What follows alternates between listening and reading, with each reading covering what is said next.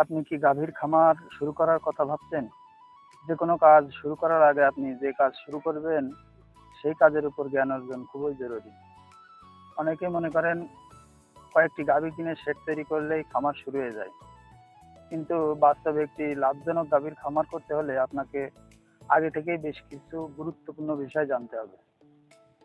আজকের ভিডিওতে আমরা জানবো গাভীর খামার শুরু করার আগে কোন কোন বিষয় আপনাকে অবশ্যই জানতে হবে, যাতে ভুল সিদ্ধান্ত নিয়ে পরে লোকসানে পড়তে না হয়।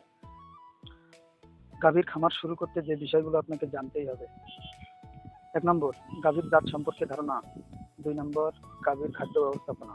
3 নম্বর, গাভীর রোগ বালাই সম্পর্কে ধারণা। 4 নম্বর, গাভীর জাত উন্নয়ন সম্পর্কে জ্ঞান থাকতে হবে আপনি যদি ব্যবসায়িক খামার করতে চান। গাভী কেনার সময় সবচেয়ে বেশি সতর্ক থাকুন। একটি খামারে অন্যতম গুরুত্বপূর্ণ বিষয়, শুধু গাভী দেখতে বড় বা সুন্দর হলেই কিনবেন না। গাভীর বয়স, জাত, শারীরিক অবস্থা, দুধের উৎপাদন, পূর্বের রোগের ইতিহাস এবং প্রজনন ক্ষমতা সম্পর্কে জানতে হবে। সম্ভব হলে অভিজ্ঞ ব্যক্তি বা পশু চিকিৎসকের পরামর্শ নিয়ে গাভী কিনুন। ভালো জাতের গাভী না হলে ওই গাভী থেকে আপনি দুধ পাবেন না, যতই ভালো খাবার দেন আর যতই যত্ন নেন। ভালো জাতের গাভীর ভিতরে শাহিওয়াল আছে, হলিস্টিন ফ্রিজিয়ান আছে, সব থেকে ভালো ফ্রিজিয়ান গাভী। গাভীর খামার করতে হলে হলিস্টিন ফ্রিজিয়ান দিয়ে শুরু করতে পারেন। আবার যদি ভালো জাতের গাভী পালন করেন, খাদ্য ব্যবস্থাপনা ঠিক না থাকে, তাহলে ওই গাভী থেকে দুধ পাবেন না।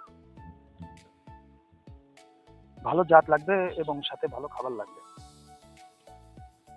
আপনাকে জানতে হবে দানাদার সম্পর্কে। আপনি যে দানাদার খাবার গাভীকে দিচ্ছেন, সেই খাবারের ভিতর প্রোটিন কতটুকু আছে, ক্যালোরি কতটুকু আছে, ড্রাই ম্যাটার কতটুকু আছে, এগুলো আপনাকে জানতে হবে। 2.5 লাখ টাকা দিয়ে ধরেন গরু কিনলেন, বলে দিল যে দুধ হবে 20 কেজি, কিন্তু বাড়ি নিয়ে আসার পর দেখা যায় 2 থেকে 5 দিন পরে দুধ হয় 10 কেজি। 20 কেজি দুধের গরু যে পরিমাণ খাবারে প্রোটিন ভিটামিন থাকার দরকার ছিল, সেই পরিমাণ যদি আপনি না দিতে পারেন, তাহলে গরু 10 কেজি তো দূরে থাক, 5 কেজি হবে। রোগবালাই সম্পর্কে ধারণা থাকতে হবে, না হলে টাকা সব ডাক্তার নিয়ে চলে যাবে। আপনি যদি প্রাথমিক চিকিৎসা না জানেন, তাহলে বিপদ।